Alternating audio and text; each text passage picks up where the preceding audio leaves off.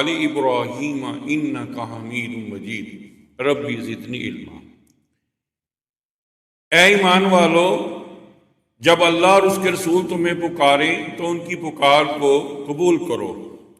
لما یحییکم، وہ تمہیں زندگی بخشتے ہیں، وہ تمہیں جہاد کے احکام صادر فرماتے ہیں، اور جان لو کہ بے شک اللہ تعالیٰ حائل ہو جاتا ہے آدمی اور اس کے دل کے درمیان، اور تم سب کے سب اللہ تعالیٰ ہی کی طرف اکٹھے کیے جاؤ گے۔ وَاتَّقُوا، اے ایمان والو اللہ تعالیٰ سے ڈرو، اور فتنتاً، اور اس فتنے سے ڈرو، لا تصیبن الذین ظلموا منکم خاصہ، جو خاص طور پر تم میں سے ان لوگوں کو نہ پہنچے جنہوں نے ظلم کیا، اور جان لو کہ بے شک اللہ تعالیٰ سخت عذاب کرنے والے ہیں۔ اللہ تعالیٰ کے وعدے سچے ہیں، اور ایمان والا ان وعدوں پر یقین اور ایمان رکھتا ہے۔ اللہ تعالیٰ نے دنیا میں ہر مسئلے کا حل اتارا ہے۔ کوئی ایسا مسئلہ، کوئی ایسا پرابلم جو انسان سے متعلق ہے نہیں ہے کہ جس کا حل اللہ تعالیٰ نے نہیں عطا کیا۔ اللہ تعالیٰ کے وعدوں پر ایمان والا یقین رکھتا ہے، اور یہ اللہ تعالیٰ کے وعدے ہیں ہی ایمان والوں کے لیے ہیں۔ اللہ وہ لوگ جو دنیا چاہتے ہیں ان کے ساتھ وہ اللہ کے وعدوں پر یقین نہیں رکھتے۔ اللہ کے وعدوں پر کون یقین رکھتے ہیں؟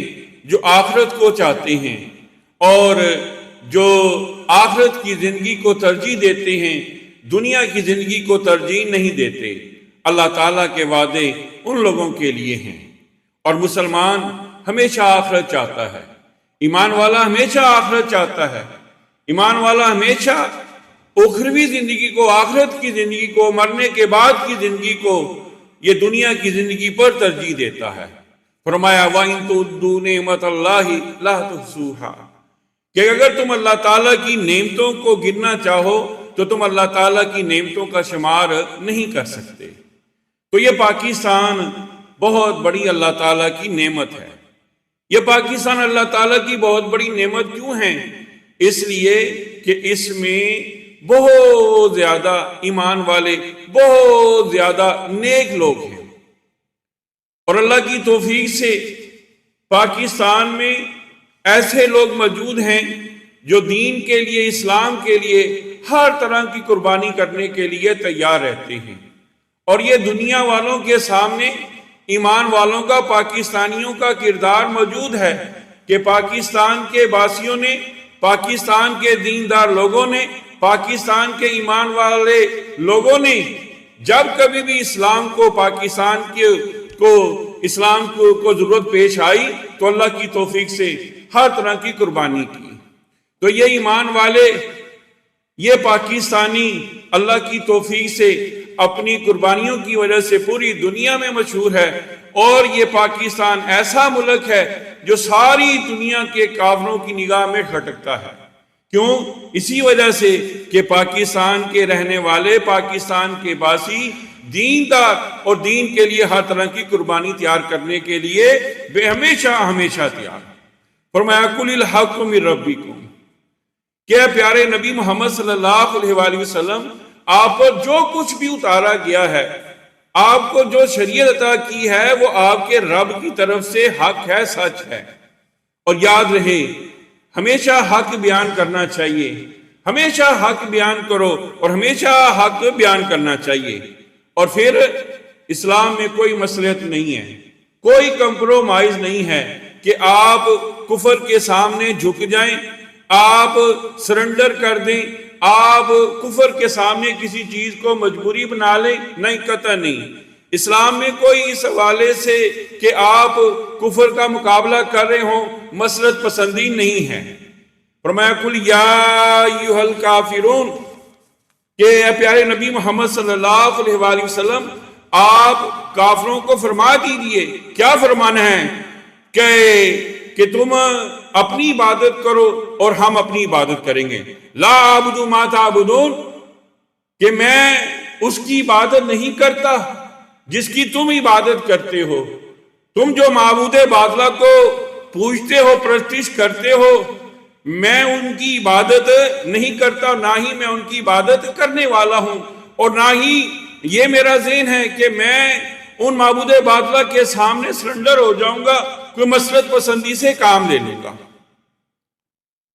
نبیوں کا کام سمجھانا ہے، ایمان والوں کا کام سمجھانا ہے، اور وہ سمجھاتے ہیں، اور اللہ کی توفیق سے انہوں نے خوب سمجھایا۔ فرمایا فذکر انما انت مذکر، کیا پیارے نبی محمد صلی اللہ علیہ وآلہ وسلم آپ نصیحت کیجئے، آپ تو نصیحت کرنے والے ہیں، آپ کا کام نصیحت کرنا ہے۔ نصیحت کو کوئی قبول کرتا ہے یا نہیں کرتا یہ مرضی ہے لوگوں کی، آپ دروگے نہیں ہیں، آپ ان پر ذمہ دار نہیں ہیں، آپ کا تو کام پہنچا دینا ہے۔ کلا انہا تذکرہ، کہ یہ قرآن اللہ کی طرف سے ہے، ہرگز نہیں، یہ قرآن، یہ ذکر، یہ دین، یہ اسلام، یہ شریعت اللہ کی طرف سے ہے۔ فمن شاء وذکر، کہ جو چاہے اس ذکر کو قبول کر لے، جو چاہے اس ذکر کا انکار کر دے، جو چاہے ایمان لے آئے اور جو چاہے ایمان نہ لائے۔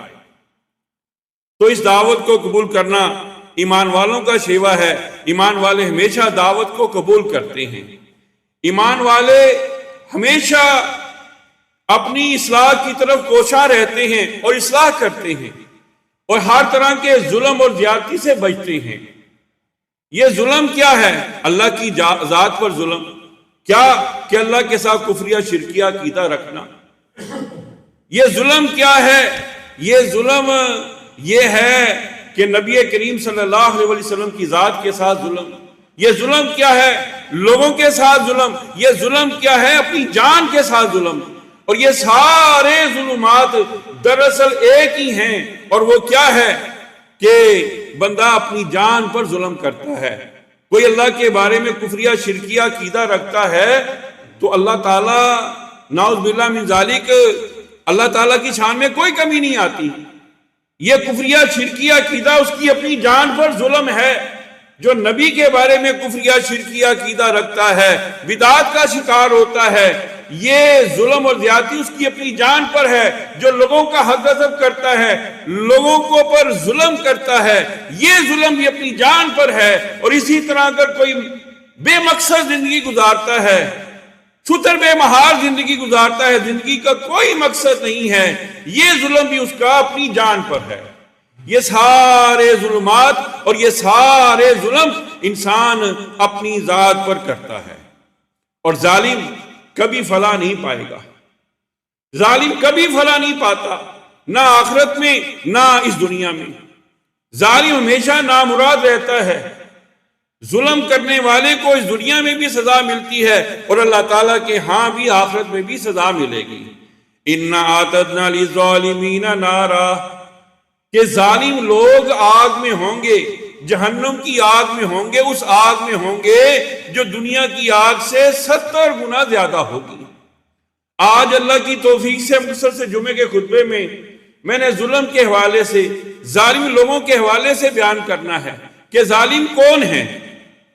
یاد رہے کہ سب سے بڑا ظالم وہ ہے جو اللہ کے بارے میں کفریہ شرکیہ عقیدہ رکھتا ہے، جو شرک کرتا ہے، مشرک ہے، اللہ کے بارے میں، دین کے بارے میں، اسلام کے بارے میں کفر والا اور شرک والا عقیدہ رکھتا ہے، وہ دنیا میں سب سے بڑا ظالم ہے۔ اور میں مختصر عرض کر دیتا ہوں، شرک کے حوالے سے آپ اکثر سنتے ہیں، نصیحت کے طور پر عرض کر رہا ہوں کہ مشرک کون ہے؟ جو بے نمازی ہے۔ مشرک کون؟ جو بے نمازی ہے، جو نماز نہیں پڑھتا، جس کی زندگی میں 5 نمازیں نہیں ہیں، جو صبح و شام کی 5 نمازیں ادا نہیں کرتا، بے نمازی ہے، وہ مشرک ہے۔ اللہ تعالیٰ کے ہاں اقیموا الصلاۃ ولا تکونوا من المشرکین، کہ نماز قائم کرو، مشرکوں میں سے نہ ہو جاؤ۔ گویا جو نماز نہیں پڑھتا وہ اللہ تعالیٰ کے ہاں بے نمازی آدمی مشرک ہے۔ اور مشرک آدمی کے انجام سے کون واقف نہیں ہے کہ مشرک آدمی کا انجام بڑے بڑے دنیا کے کافروں کے ساتھ ہوگا، فرعون کے ساتھ ہوگا، قارون اور ہارون کے ساتھ، اس بے نمازی آدمی کا قیامت کے دن جہنم میں اس کا انجام ہوگا۔ فرمایا یا بنی لا تشرک باللہ ان الشرک لظلم عظیم، اے میرے پیارے بیٹے شرک نہ کرنا، اس لیے کہ شرک ظلم عظیم ہے، سب سے بڑا ظلم ہے۔ اے میرے پیارے بیٹے شرک نہ کرنا، اس لیے کہ شرک سب سے بڑا ظلم ہے۔ لہذا مختصر سے جمعے کے خطبے میں نصیحت کر رہا ہوں لوگوں کو جو نمازوں میں سستی اور کوتاہی کرتے ہیں، جن کی 5 نمازیں پوری نہیں ہیں، وہ لوگ نصیحت حاصل کر لیں، اپنی اصلاح کر لیں، نمازی بن جائیں، اپنی نمازوں کی حفاظت کریں، نمازوں کو فوت نہ کریں۔ کیوں وہ اعراض کرتی ہیں، کیوں وہ گریز کرتے ہیں اللہ تعالیٰ کو سجدہ کرنے سے؟ نماز میں سجدہ ہی تو کیا جاتا ہے، اور سجدہ اللہ تعالیٰ کی بہت بڑی عبادت ہے جس میں اللہ تعالیٰ اپنے بندے کے سب سے زیادہ قریب ہوتے ہیں۔ تو کون ہے بڑا ظالم؟ مشرک آدمی سب سے بڑا ظالم ہے۔ اور اس کے بعد بدعت، خرافات، کہ وہ کام جو نبی کریم صلی اللہ علیہ وسلم سے ثابت نہیں ہیں، یہ ظلم ہے کہ انسان ایسے کام کرے دین کے نام پر، شریعت کے نام پر، جو رسول اللہ صلی اللہ علیہ وسلم سے ثابت نہیں ہے، نئے نئے کام ایجاد کر لے۔ یہ ظلم ہے اپنی ذات کے ساتھ، کہ ساری کی ساری محنت آخرت میں رائے گاہ چلی جائے گی، کسی قسم کے ان اعمال کا بدلہ نہیں دیا جائے گا کہ جو شریعت سے ثابت نہیں ہے، جو نبی کریم صلی اللہ علیہ وسلم کی سنت نہیں ہے، یا جن اعمال پر مہر نبوت نہیں لگی ہوئی، بندہ نیکی کے طور پر وہ کام کرتا ہے جو بدعت میں شمار ہوتے ہیں۔ یہ بندہ اپنی ذات پر ظلم کرتا ہے کہ بدعت کو اختیار کرتا ہے، اور ہمارے معاشرے میں بہت زیادہ بدعات رائج ہیں، اور انسان ایمان والے ان بدعات میں، خرافات میں پڑے ہوئے ہیں۔ اور پھر بدعت کو ہم یوں ہلکا تصور کر لیتے ہیں کہ بدعت کی تعریف کرتے ہوئے بدعت کو 2 طرح تقسیم کر دیتے ہیں کہ یہ بدعت حسنہ ہے، کہ ٹھیک ہے کہ نبی صلی اللہ علیہ وسلم نے یہ کام نہیں کیا، لیکن یہ بدعت حسنہ ہے، اچھی بدعت ہے۔ بھئی بدعت گمراہی ہے۔ آپ نے جمعے کے خطبے میں یہ ابھی بات سنی ہے، کل بدعت ضلالہ وکل ضلالۃ فی النار، کہ ہر بدعت گمراہی ہے، اور یہ گمراہی انسان کے لیے جہنم کا باعث بن جائے گی قیامت کے دن۔ لہذا دین کے اعتبار سے وہ کام کرنا ہے جو نبی کریم صلی اللہ علیہ وسلم سے ثابت ہے، وہ کام دین کا، وہ کام نیکی جو ہم کرتے ہیں، وہ نیکی جس پر نبی کریم صلی اللہ علیہ وسلم کی مہر نبوت نہیں ہے، وہ کام چھوڑ دینا ہے، وہ کام نہیں کرنا۔ تو یہ ظلم ہے، اپنی ذات کے ساتھ ظلم ہے کہ انسان بدعت کو اختیار کرے۔ اللہ کی بات کو بدل دینا یہ ظلم ہے، اللہ کی بات کو بدل دینا یہ ظلم ہے۔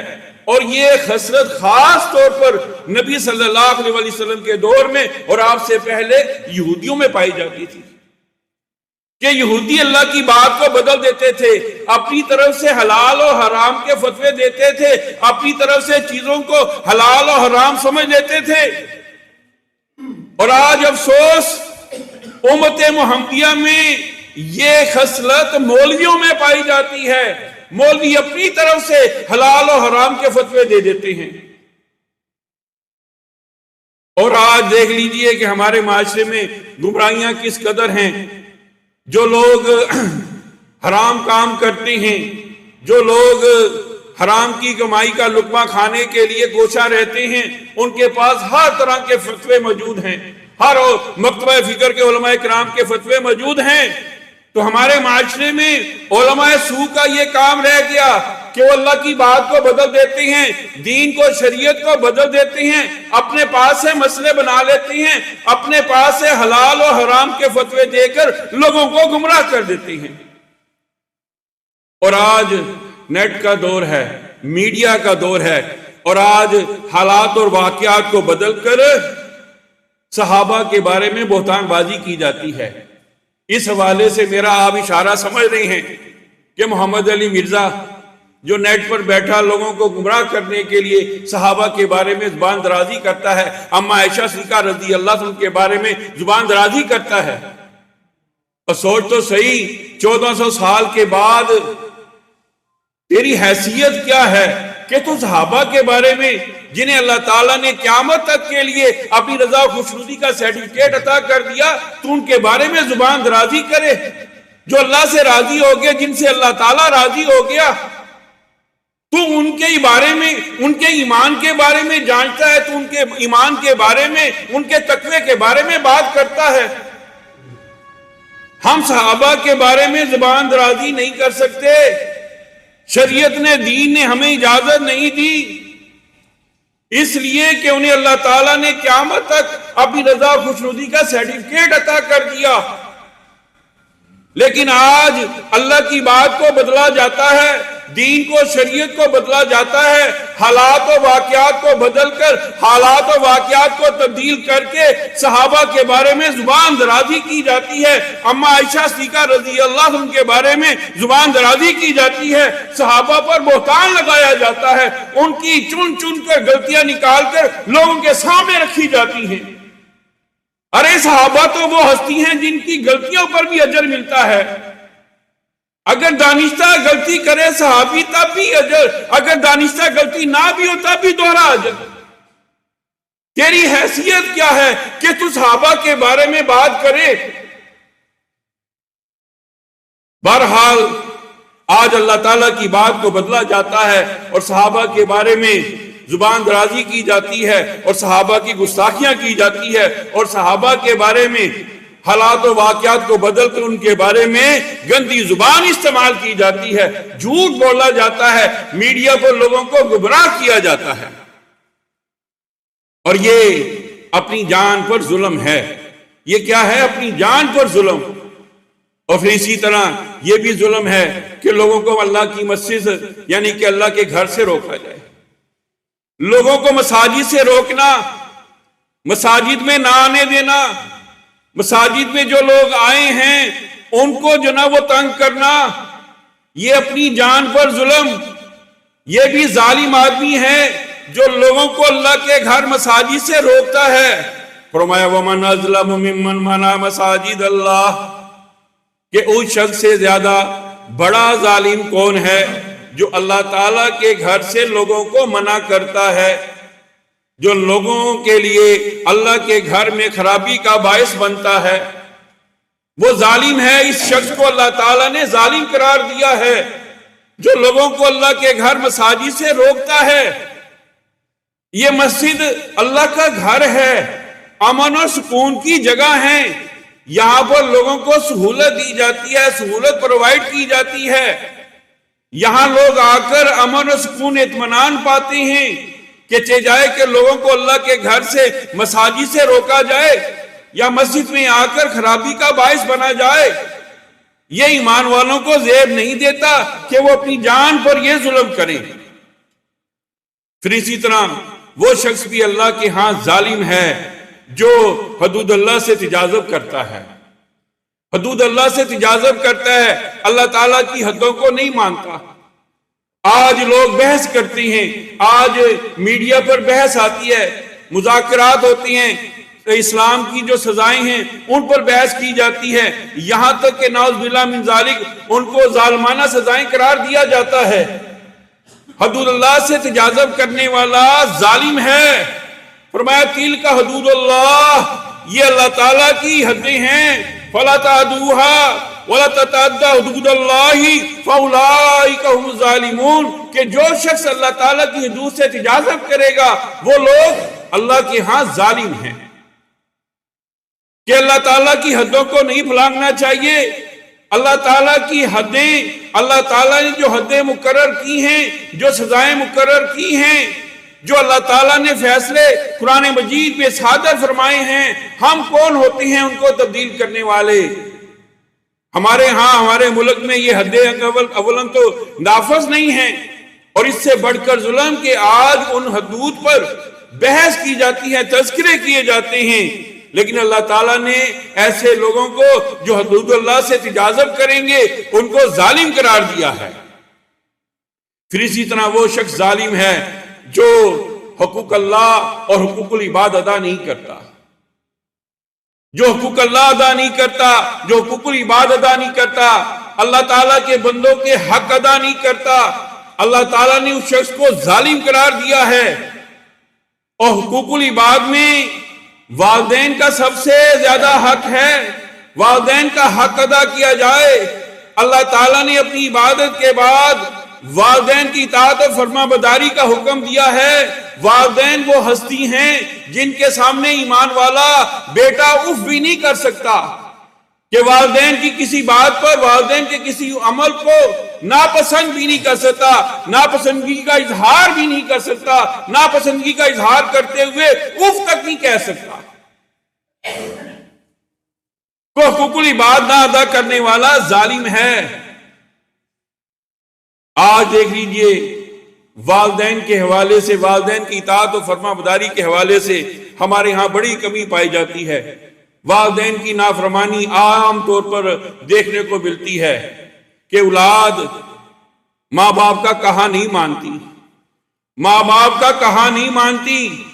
ماں باپ ہمیشہ رائٹ ہوتے ہیں، ماں باپ غلطی پر بھی ہوں تب بھی اولاد کے حق میں ہوتے ہیں۔ بیٹے کو سمجھ آئے یا نہ آئے، والدین حق پر ہی ہوتے ہیں۔ آپ سمجھتے ہیں، بیٹا سمجھتا ہے کہ ابو جان غلطی پر ہیں، امی جان غلطی پر ہیں، ان کی اطاعت اور فرما برداری کر لیں، وہ غلطی نیکی میں تبدیل ہو جائے گی، وہ غلطی آسانی میں تبدیل ہو جائے گی۔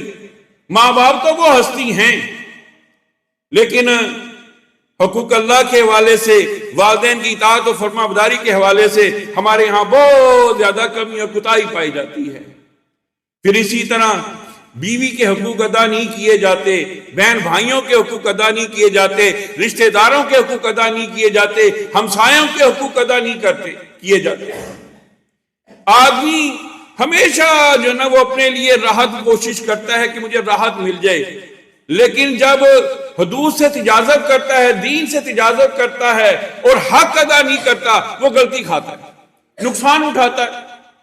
اپنی تائیں تو وہ بڑا اچھا کام کر رہا ہوتا ہے، اپنے تائیں اپنے آپ کو بڑا فائدہ دے رہا ہوتا ہے، لیکن اپنا سکون برباد کر رہا ہوتا ہے۔ آپ اگر کسی کا حق غصب کرتے ہیں، حقوق العباد کے حوالے سے آپ کے ہاں کمی پائی جاتی ہے، تو آپ کچھ نہیں حاصل کرتے، اپنا سکون، اپنی زندگی کو خراب کرتے ہیں۔ آج بیوی کے حوالے سے جو نو لے کر آئے ہیں، آپ نے جو اپنا بیٹا بیایا ہے، اس حوالے سے بڑی کمی کوتاہی پائی جاتی ہے۔ جو اسے مناسب حق ملنے چاہیے وہ حق نہیں ملتے۔ ہمارے ہاں بہویں جو بیٹی بنا کر لائی جاتی ہیں وہ دب کر رہتی ہیں، ہر طرح کا معاملہ، ہر طرح کے کام ان کے اوپر ڈال دیے جاتے ہیں، ہر طرح کی ذمہ داری ان کو جنت دے دی جاتی ہے۔ اور یہ ہمارے ہاں عام طور پر یہ ذہن پایا جاتا ہے کہ میری بیٹی جس کو میں نے بیایا ہے وہ جا کے دوسرے کا راج کرے اور میری بہو میرے نیچے دب کر رہے۔ پھر انسان بہن بھائیوں کے ساتھ زیادتی کر بیٹھتا ہے، ان کا حق غصب کر لیتا ہے، پھر رشتہ داروں کے ساتھ، پھر اسی طرح ہمسایوں کے ساتھ۔ ہمسایوں کا بھی خیال رکھنا چاہیے۔ یہ کوئی دینداری نہیں کہ ہم ہمسائے کے لیے تکلیف کا باعث بن رہے ہوں، ہمارے ہمسائے ہم سے تنگ ہوں، یہ کوئی دینداری نہیں ہے۔ ہمسایوں کا خیال رکھا کرو۔ نبی صلی اللہ علیہ وآلہ وسلم فرماتی ہیں، مجھے ہمسایوں کے بارے میں اس قدر تاکید کی گئی، اس قدر تاکید کی گئی کہ میں نے قریب قریب سمجھا کہ اب اللہ کی طرف سے یہ حکم ہمسایوں کے بارے میں صادر ہوگا کہ یہ ہمسائے وراثت میں حصے دار ہیں۔ پھر اسی طرح اپنی جان پر یہ ظلم ہے کہ انسان بے مقصد زندگی گزارے، زندگی کا کوئی مقصد نہ ہو، چھتر بے مہار زندگی گزارنا، بیکار زندگی گزارنا، یہ بھی اپنی جان پر ظلم ہے۔ فریقم فی الجنہ و فریقم فی السعیر، کہ فرمایا کہ یہ جنتی گروہ ہے، یہ جنت کی جماعت ہے، اور یہ جہنم کی جماعت ہے یا جہنمی گروہ ہے۔ یہ کس وجہ سے؟ کہ اسی وجہ سے کہ انسان کی زندگی کا کوئی مقصد نہیں ہے، پتہ چل جاتا ہے جنتی لوگوں کا اور جہنمی لوگوں کا دنیا میں بھی اور آخرت میں بھی پتہ چل جاتا ہے۔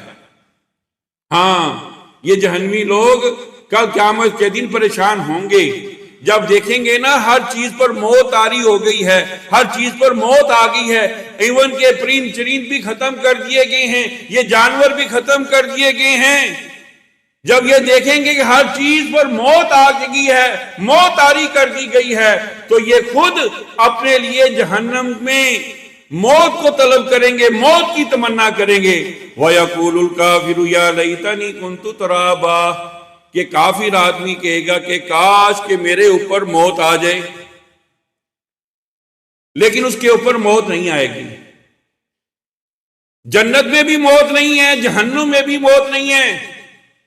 جنتی ہمیشہ ہمیشہ زندہ رہیں گے اور جہنمی ہمیشہ ہمیشہ نہ زندگی نہ موت کی شکل میں اللہ کے دردناک عذاب میں جہنم میں مبتلا رہیں گے۔ موت کی تمنا کریں گے لیکن موت انہیں نہیں دی جائے گی۔ موت کو تو اللہ تعالیٰ سب سے آخر میں ختم کر دیں گے، ہر چیز پر موت وارد کر دی جائے گی، لیکن نہ جنتی پر موت ہے نہ جہنمی پر موت ہے۔ اور جہنمیوں کی کیفیت ایسے ہوگی کہ نہ وہ زندہ میں ہوں گے نہ وہ مردہ میں ہوں گے، لیکن موت کی تمنا کر رہے ہوں گے۔ تو یہ اپنی جان پر ظلم ہے کہ انسان بیکار زندگی گزارے۔ پھر اسی طرح غیر اللہ کی پرستش کرنے والا، غیر اللہ کی پوجا کرنے والا، یہ بھی اپنی جان پر ظلم کرتا ہے۔ پھر اسی طرح فحش حرکات کرنے والا، فحش گفتگو کرنے والا، فحش کام کرنے والا، بے حیائی کے کام کرنے والا، یہ بھی وہ شخص ہے جو اپنی جان پر ظلم کرتا ہے۔ کہ جو فحاشی عریانی کو بہت زیادہ لائک کرتا ہے، جس کی تنہائیاں فحاشی عریانی کے کاموں میں، فحاشی عریانی کے معاملات میں، فحاشی عریانی کے پروگرام دیکھ کر گزرتے ہیں، وہ اپنی جان پر ظلم کرنے والا ہے، وہ بھی ظالم ہے کہ جس نے زندگی میں بہت زیادہ برائیاں کی، بہت زیادہ فاحشات کو، لغو کاموں کو، بےہودہ کاموں کو ترجیح دی، یہاں تک کہ اس کی تنہائیاں بھی ان کاموں سے پاک نہیں ہیں۔ وہ شخص ہے جو اپنی جان پر ظلم کرنے والا ہے، اس نے بھی اپنی جان پر ظلم کیا ہے۔ اور آج دیکھ لیجئے فحاشی عریانی ہمارے ہاں ہمارے معاشرے میں انڈسٹری بن گئی، کاروبار بن گیا، اور کس قدر کافروں کی فحاشی عریانی کے حوالے سے، بے حیائی کے حوالے سے ہمارے معاشرے میں یہ الغار ہے کہ ہمارا جینا، ہماری زندگی، ہمارے معاملات، ہمارے گھر کا ماحول، ہمارے اداروں کا ماحول، ہمارے تعلیمی اداروں کا ماحول فحاشی عریانی کے حوالے سے بالکل بدل دیا گیا۔ اور اس قدر یہ نفوذ کر گئی، اس قدر یہ صفات جو نا ہمارے اندر رس بس گئی فحاشی عریانی، کہ آج ہم بے حیائی و فحاشی کے کام کرتے ہیں۔ آج ہمارے معاشرے میں بے حیائی و برائی کے کام عام طور پر پائے جاتے ہیں، لیکن ہم ان کو ہلکا سمجھتے ہیں، آج انہیں ہم محسوس بھی نہیں کرتے۔ اور یہ فحاشی عریانی کا جتنی بھی مذمت کی جائے، یہ سب سے بڑا آلہ یہ موبائل ہے۔ اور آج ہر بچے اور ہر بچی کے ہاتھ میں یہ موبائل پایا جاتا ہے، اور یہ فحاشی عریانی ہمارے مزاج میں شامل ہوگی، ہمارے مزاج میں، ہماری طبیعت میں، ہمارے ایک جو نیچرلی طور پر جو ہمارا مزاج پایا جاتا ہے، ہماری طبیعت، ہمارا رجحان پایا جاتا ہے، ہماری جو لگن ہے، اس کے اندر یہ فحاشی عریانی شامل ہوگی۔ اور آج فحاشی اور عریانی کے پروگرام عام، آپ دیکھ لیجئے، یہ جینے مرنے کے حوالے سے یا شادی بیاہ کے حوالے سے، ان پروگراموں کے حوالے سے کس قدر فحاشی عریانی پائی جاتی ہے، اور ہم ان کو برداشت کر لیتے ہیں۔ میں معذرت کے ساتھ عرض کروں گا کہ ہمارے تعلیمی ادارے کہ جہاں پر ہم نے اپنے بچوں کی تربیت کرنی تھی، جہاں پر ہم نے بچوں کو علم دینا تھا، یہ فحاشی عریانی کے سورسز ہیں۔ اس میں، ان تعلیمی اداروں میں فحاشی عریانی کو فروغ دیا جاتا ہے، پروان چڑھایا جاتا ہے۔ ہر مہینے، ہر دوسرے مہینے کوئی فحاشی پریانی کا پروگرام پرائیویٹ اسکولوں میں ارینج کیا ہوا ہوتا ہے۔ کوئی ایسا اسکول نہیں ہے جہاں پر کوئی پروگرام فحاشی پریانی سے پاک ہو اور کیا جائے۔ اور پھر دیکھیے کتنا ہم ہلکا لیتے ہیں، کتنا ہم ہلکا لیتے ہیں۔ پروگرام فحاشی پریانی کا ہے، پروگرام ڈانس کا ہے، پروگرام گانے بجانے کا ہے، اور اس کے پروگرام کا آغاز کس سے ہے؟ تلاوت قرآن مجید سے ہے، کہ پروگرام کے شروع میں تلاوت قرآن مجید، پھر نعت رسول صلی اللہ علیہ وآلہ وسلم، پھر اس کے بعد ناچ گانا اور ڈانس۔ کون سا فحاشی پریانی کا پروگرام ہے جس کا نام لوں جو ہمارے تعلیمی اداروں میں ہمارے بچوں کو نہیں دیا جاتا؟ ہر طرح کے معاملات زندگی اور یہ بچوں کی تربیت کے حوالے سے اور یہ تعلیمی اداروں میں ہر طرح کا پروگرام رائج ہے۔ اللہ تعالیٰ معاف فرمائے۔ اسی طرح وہ شخص اپنی ذات پر ظلم کرنے والا ہے جو آیات الہی کو جھٹلاتا ہے، آیات الہی کو نہیں مانتا۔ فرمایا ممن اظلم ممن کذب بآیات اللہ، کہ اس شخص سے زیادہ کون بڑا ظالم ہے جو اللہ تعالیٰ کی آیات کو جھٹلانے والا ہے، جو اللہ تعالیٰ کی آیات کو سنتا ہے، سنی انسنی کر دیتا ہے، ایک کان سے سنتا ہے دوسرے کان سے نکال دیتا ہے۔ اور آج دیکھ لیجئے ہمارا مزاج بھی ایسے ہی بن چکا ہے، دین کے بہت سارے کام سنتے ہیں، دین کے بہت سارے احکام ہم سنتے ہیں لیکن ان کو مانتے نہیں۔ یہ جی جمعہ ہے، جمعے کا خطبہ ہے، یہ ٹائم پورا کیا جا رہا ہے، ہم اپنے ٹائم پر آئیں گے، ہم اپنی عادت کے مطابق اپنے کام سمیٹ کر آئیں گے، کوئی نصیحت کی بات، کوئی دین کی بات، شریعت کی بات ہمارا کوئی مزاج نہیں بگاڑے گی، ہمیں کوئی فرق نہیں پڑے گا، ہم سنی انسنی کر دیں گے۔ اولاً تو سنیں گے نہیں، اگر سنیں گے تو سنی انسنی کر دیں گے۔ اللہ تعالیٰ کی آیات کو جھٹلانے والا، اللہ تعالیٰ کی آیات کو نہ ماننے والا، اللہ کے حکموں کو نہ ماننے والا، وہ اپنی ذات پر ظلم کرتا ہے، وہ ظالم ہے، اس نے اپنی ذات پر ظلم کیا۔ وہ اللہ کی آیات کو نہیں جھٹلاتا، وہ اپنے آپ کو جھٹلاتا ہے، اپنی جان پر ظلم کرتا ہے۔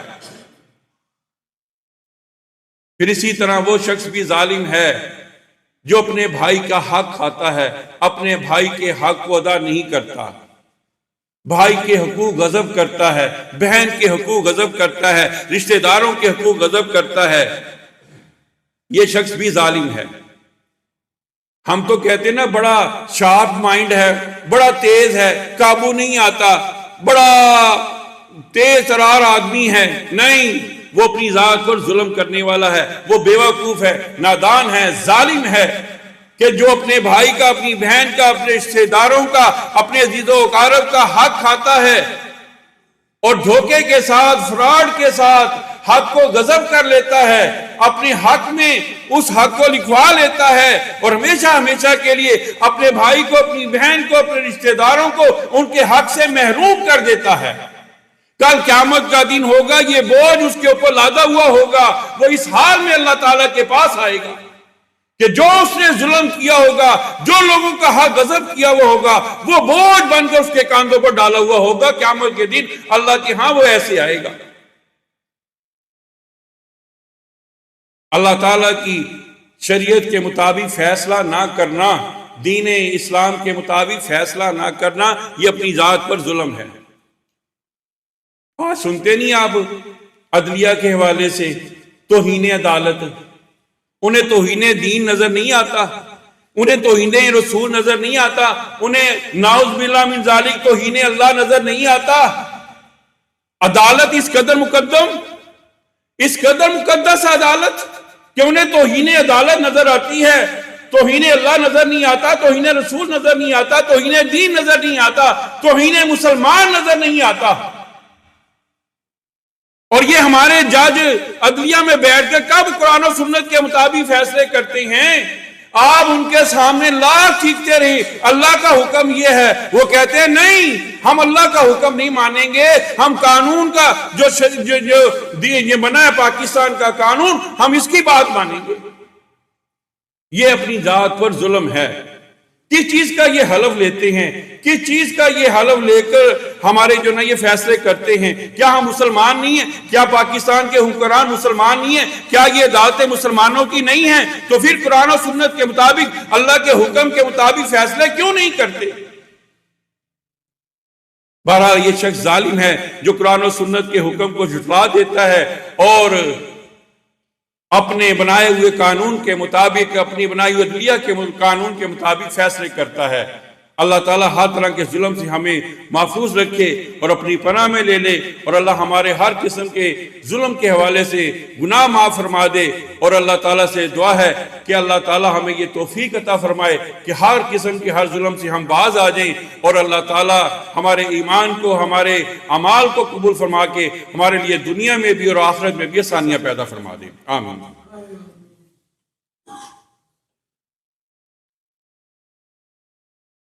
ان الحمد للہ نحمده ونستعینه ونستغفره ونعوذ باللہ من شرور انفسنا ومن سیئات اعمالنا من يهده الله فلا مضل له ومن يضلل فلا هادي له واشهد ان لا اله الا الله وحده لا شريك له واشهد ان محمدا عبده ورسوله اما بعد فإن خير الحديث كتاب الله وخير الهدي هدي محمد صلى الله عليه وسلم وشر الأمور محدثاتها وكل محدثة بدعة وكل بدعة ضلالة وكل ضلالة في النار۔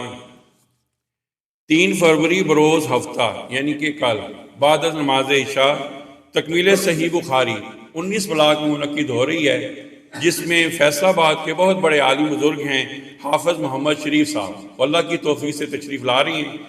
بڑی پروقار تقریب ہوتی ہے۔ یہ تقریباً 20 کے قریب بچے جو نا وہ جنہوں نے 10 بچوں نے قرآن مجید حفظ کیا ہے، اور 10 بچے اللہ کی توفیق سے عالم بڑے ہیں، انہوں نے صحیح بخاری مکمل کی ہے۔ یہ تکمیل بخاری کا جو درس ہوگا، آخری حدیث پڑھائی جائے گی، تو انشاءاللہ تعالیٰ میں بھی جاؤں گا۔ آپ سے بھی گزارش ہے کہ آپ سب نے انشاءاللہ تعالیٰ عشاء کی نماز کے بعد یا اس پروگرام میں شرکت کرنی ہے انشاءاللہ۔ سبحان ربک رب العزۃ عما یصفون وسلام علی المرسلین والحمد للہ رب العالمین۔ آمین۔